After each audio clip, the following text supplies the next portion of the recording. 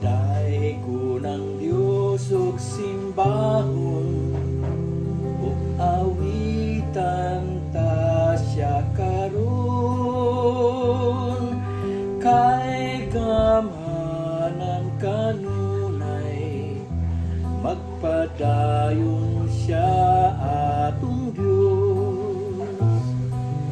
Duulon tang Ginoo sa tingog pagadaygon siya, tingog ta ipalano pag-ilanga siya atong Diyos.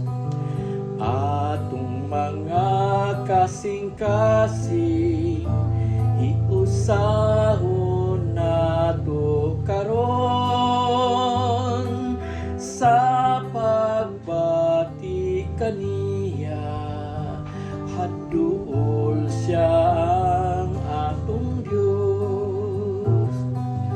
Atong mga kinabuhi gikan sa